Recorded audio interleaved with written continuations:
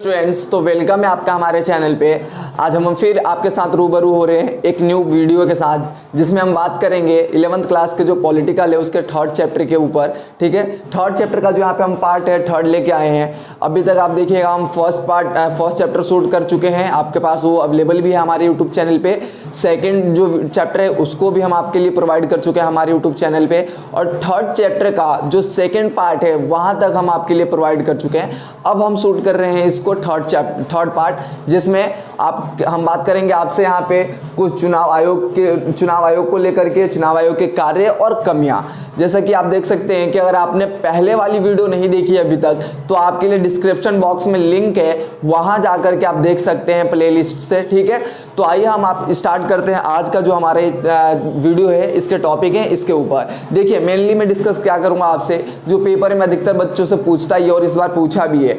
आप देख लीजिएगा हमारे जो इंपॉर्टेंट क्वेश्चन की सीरीज बनाई गई थी मेरे द्वारा, उसमें से अधिकतर क्वेश्चन जो है मिड टर्म के एग्जाम में आए हुए हैं, अधिकतर क्वेश्चन। ठीक है, तो आप प्लीज वीडियो को स्किप मत कीजिएगा, पूरी वीडियो देखिएगा, आपके लिए बहुत यूजफुल होगी। ठीक है, और अपने दोस्तों को भी ज्यादा से ज्यादा शेयर कीजिएगा, ताकि वो घर बैठे भी वो अच्छे मार्क्स के लिए प्रिपेयर कर पाए और इस वीडियो के द्वारा वो लाभ उठा पाए। ठीक है, आइए हम आगे अपने वीडियो कंटिन्यू करते हैं, चैप्टर समझते हैं कि है क्या चुनाव आयोग क्या है। इसको हम सबसे पहले समझेंगे कि चुनाव आयोग का मतलब ही क्या है। उसके बाद चुनाव आयोग के काम क्या होते हैं भैया, इसको भी हमारे लिए समझना बहुत जरूरी है, वरना अगर हमें काम ही नहीं पता होगा और पेपर में पूछ दिया कि चुनाव आयोग क्या है और उसके कार्यों का वर्णन करें, तो हम कहाँ से लिखेंगे, है ना।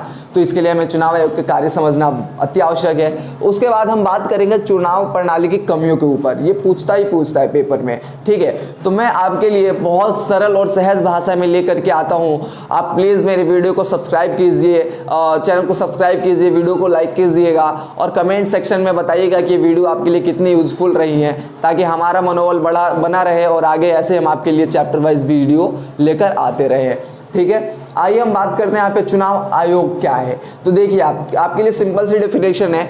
इससे पहले कि जैसे हर वीडियो में मैं करता हूँ कि मैं साइड हो जाता हूँ, आप इसका स्क्रीनशॉट ले लीजिएगा और स्क्रीनशॉट लेकर के नोट्स बना लीजिएगा। ठीक है, नोट्स बना लीजिएगा ताकि आपके लिए यूजफुल रहे और पेपर टाइम में प्रिपरेशन आप इससे कर पाएँ। देखिए, सबसे पहले चुनाव आयोग क्या है, तो चुनाव आयोग के लिए बताया गया है कि चुनाव आयोग वह आयोग होता है जिसके द्वारा चुनाव से संबंधित गतिविधियों को नियंत्रित किया जाता है। यानी कि ये एक ऐसा आयोग है जिसके द्वारा चुनाव से संबंधित जो गतिविधियां हैं, चुनाव करवाना या फिर चिन्हों का आवंटन करना, जो भी प्रक्रियाएं होती हैं वो इसके द्वारा नियंत्रित की जाती हैं। ठीक है, अब ऐसा बोला गया है हमारे भारतीय संविधान में अनुच्छेद 324 में कि भारत का स्वतंत्र व निष्पक्ष चुनाव आयोग होगा। ठीक है, उसमें क्या बोला गया है, 3 सदस्यीय कमेटी बनाई गई है, जिसमें से एक मुख्य चुनाव आयुक्त होगा और 2 चुनाव आयुक्त होंगे। ठीक है, उसके अकॉर्डिंग हम देखते हैं कि हमारा चुनाव आयोग का कार्य क्या है। इससे पहले आप डेफिनेशंस की आई होप कि समझ गए होंगे। ठीक है, कि चुनाव आयोग क्या होता है, जो चुनाव से संबंधित गतिविधियों को नियंत्रित करता है। ठीक है, ये बहुत सरल और सहज भाषा में है, आपके लिए समझ में भी आ रहा होगा आपको, मुझे उम्मीद है। ठीक है, और अगर कुछ समझ में ना आए तो कमेंट सेक्शन में जरूर बताइएगा, ताकि हम उसके लिए आपको जो प्रॉब्लम है उसको सॉल्व कर पाए, या फिर जो दिक्कत है आपकी उसके ऊपर हम वीडियो बना पाए। ठीक है, चुनाव आयोग के कार्य क्या है यहाँ पे ये समझिए। जैसे कि हर एक प्रवृत्ति के कार्य होते हैं, वैसे ही चुनाव आयोग के भी कुछ कार्य हैं जो वो स्वतंत्र होकर के करता है। ठीक है, कैसे कि चुनाव का प्रबंधन, यानी कि चुनाव आयोग का पहला ही काम है चुनावों का प्रबंधन करना, कि भाई चुनाव होंगे, ठीक है, किस तरीके से होंगे इसका प्रबंधन करना, उसकी क्या प्रक्रियाएं रहेंगी उसका प्रबंधन करना किसका काम है, चुनाव आयोग का। ठीक है, तो पहला काम हमारा है चुनाव का प्रबंधन करना, ये फर्स्ट यहाँ पे आप नोट कर लीजिएगा। ठीक है, सेकंड वर्क क्या है हमारा, सेकंड काम क्या है, यहाँ पे कार्य क्या है चुनाव आयोग का, तो राष्ट्रपति व उपराष्ट्रपति का चुनाव करवाना है। देखिए, कुछ लोग सोचते हैं कि सिर्फ लोकसभा के ही चुनाव आयोग करवा सकता है या फिर विधानसभा के, पर मैं आपको बता दूं कि अगर राष्ट्रपति या उपराष्ट्रपति के जो पद हैं वो अगर रिक्त है ना, तो चुनाव आयोग उनके भी चुनाव करवा सकता है। ठीक है, उसके बाद मतदाता सूची को तैयार करता है चुनाव आयोग, ये हमारा तीसरा पॉइंट लिख लीजिएगा, मतदाता सूची तैयार करना, यानी कि कितने मतदाता हैं उनकी पूरी एक लिस्ट तैयार करना किसका काम होता है, चुनाव आयोग का। ठीक है, अगली वीडियो में हम अगले पॉइंट पे हम देखते हैं कि चौथा पॉइंट जो हमारा है वो क्या कह रहा है, स्वतंत्र व निष्पक्ष चुनाव। देखिए, इसने बोला स्वतंत्र व निष्पक्ष चुनाव करवाना, यानी कि चुनाव आयोग जो है वो किसी के दबदबे में नहीं आएगा, किसी के बहकावे में नहीं आएगा। इसका जो काम है वो है स्वतंत्र व निष्पक्ष चुनाव करवाना, यानी कि किसी भी तरह से इसके ऊपर कोई दबदबा नहीं हो सकता। कोई व्यक्ति, कोई अरबपति, कोई करोड़पति, कोई भी व्यक्ति या कोई मंत्री इस पर दबदबा नहीं बना सकते हैं, ठीक है। वो क्या होगा, स्वतंत्र होगा। ये जिस तरीके से चाहे चुनाव करवा सकता है, चुनाव की तिथि तय कर सकता है और उसके वोटों की गिनती भी तय करता है कि इसके वोट की गिनती की तारीख भी तय करता है, यानी कि कब गिनती होगी इसकी, ठीक है। अगला जो पॉइंट है हमारा वो है कर्मचारियों पर नियंत्रण, यानी कि चुनाव आयोग के जो कर्मचारी होंगे, जितने भी मेंबर्स वहां पर मिलकर चुनाव करवाने में भाग ले रहे हैं, वो सभी के सभी क्या होंगे, चुनाव आयोग द्वारा नियंत्रित होंगे। यानी कि वो कहीं किसी और प्रवृत्ति के इंसान ना निकले या फिर बहकावे में ना आ जाएं, इसके ऊपर भी चुनाव आयोग का ध्यान रहता है, ठीक है। अगला पॉइंट हमारा कह रहा है कि चुनाव चिन्ह आवंटित करना। जैसे कि मैं आपको बताया कि चुनाव आयोग का अगला कार्य ये भी है कि चुनाव चिन्ह आवंटित करना, कि किस पार्टी को कौन से चुनाव चिन्ह दिए जाएंगे, ठीक है, वो भी कौन तय करता है, चुनाव आयोग। हम कई बार आपने सुना होगा ना कि भाई मुझे चुनाव चिन्ह नहीं मिला है, अभी इतने तारीख को डेट है, लेने जाना है, वो कौन देता है, चुनाव चिन्ह, तो चुनाव आयोग के द्वारा ही दिया जाता है, ठीक है। आचार संहिता लागू करना, यानी कि आचार संहिता लागू करना भी चुनाव आयोग का काम है। आचार संहिता कब से लागू हो जाता है, तो जब से चुनाव की तिथि तय हो जाती है तब से ही आचार संहिता लागू होता है, और जब तक वोट चलता रहता है, वोटों की गिनती खत्म नहीं होती, तब तक आचार संहिता लागू रहता है, ठीक है। तो आप कमेंट करके बताइएगा कि आचार संहिता है क्या, ठीक है। और दूसरी चीज ये, आप कमेंट बॉक्स में ये भी बताइएगा कि अभी के चुनाव आयुक्त कौन है प्रेजेंट में, ठीक है। जैसे कि पहले मैंने बताया कि सबसे पहले सुकुमार सेन थे, अभी प्रेजेंट में कौन है, कमेंट में आप बताइएगा, स्किप नहीं करना इस वीडियो को, ठीक है। अगला हम टॉपिक देखते हैं। इससे पहले आप अभी तक अगर इसका स्क्रीनशॉट नहीं लिए तो स्क्रीनशॉट ले लीजिए।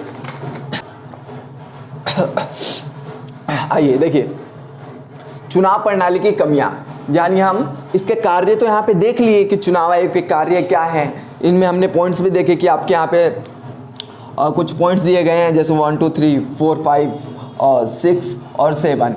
अगर आपसे 5 नंबर में पूछे तो आप ये पूछे कि चुनाव आयोग क्या है और चुनाव आयोग के कार्य लिखिए, तो चुनाव आयोग क्या है यहाँ पे लिख दिया हूँ, और चुनाव आयोग के कार्य क्या है यहाँ पे नीचे मैं डेफिनेशन के साथ पूरे पॉइंट्स को लिखा हूँ, ठीक है।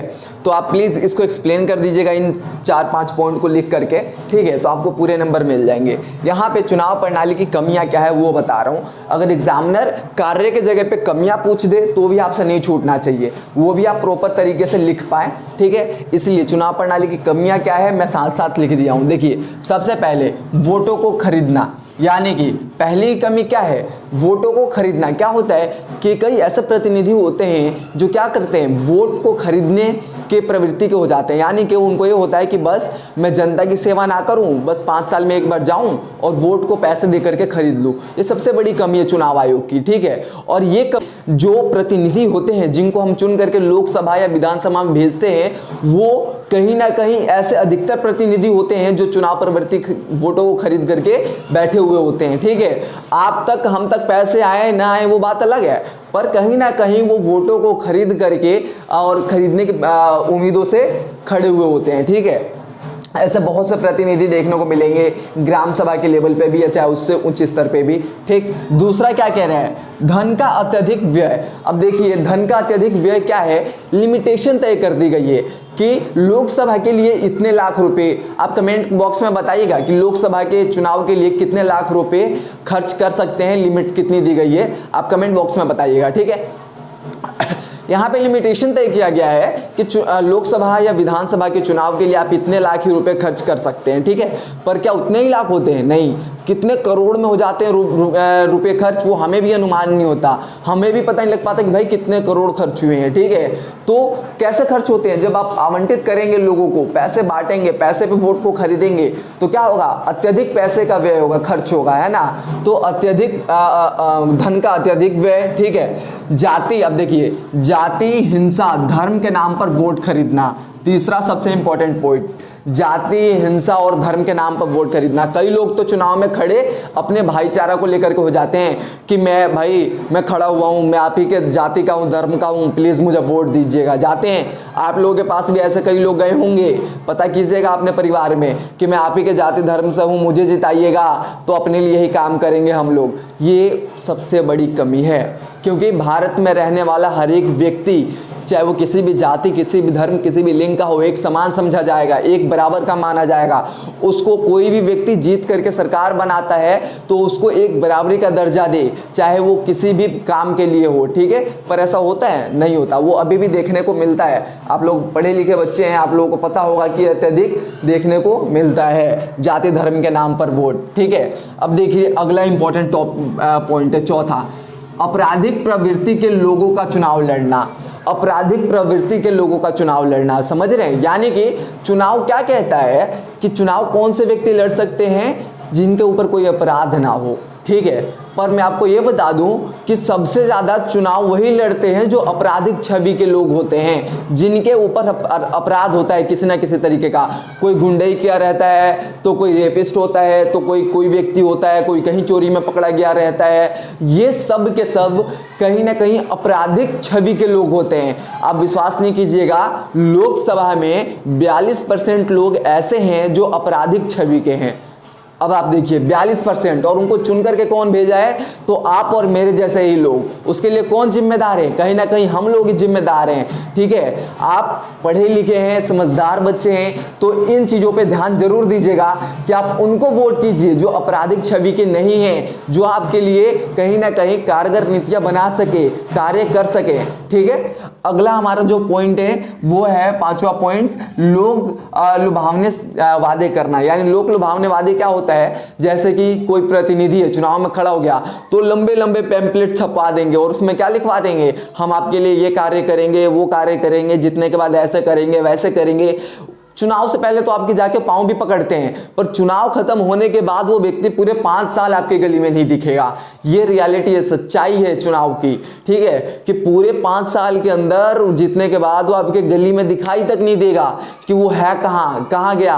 और आपको अगर कोई काम पड़ता है तो आप उसके पीछे पीछे घूमिएगा कि सर यहाँ पे साइन कर दो, यहाँ पे मुहर लगा दो, ये कर दो, वो कर दो, ठीक है। तो ये सब क्या है? चुनाव आयोग की कमियां है। चुनाव आयोग की कहीं ना कहीं कमियां है जिसमें सुधार की जरूरत है, बहुत ज्यादा भी जरूरत है चुनाव आयोग में सुधार की, ठीक है। ये कमियां पेपर में पूछता है कि चुनाव प्रणाली की कमियां क्या है, या फिर चुनाव में चुनावी प्रक्रिया की कमियां क्या है, ठीक है। इस चीज को आप प्लीज नोट डाउन कर लीजिएगा, अच्छे से पढ़ लीजिएगा। मैं आपके लिए बहुत सरल और सहज भाषा में वीडियो लेकर आता हूं, पॉइंट टू पॉइंट लिखवा के लाता हूं, ताकि आप क्या करें, अगर आप पढ़े नहीं है तो इस वीडियो को भी देख लेंगे तो आपको बहुत बेनिफिट होगा, बहुत फायदा होगा, ठीक है। और अगर इतना कर सकते हैं कि जाते जाते आप चैनल को सब्सक्राइब कर दीजिए, वीडियो को लाइक कीजिए, कमेंट सेक्शन में ढेर सारा प्यार दीजिए, तो आप लोगों की बहुत बहुत मेहरबानी होगी। और थैंक यू इस वीडियो को देखने के लिए, ठीक है, थैंक यू।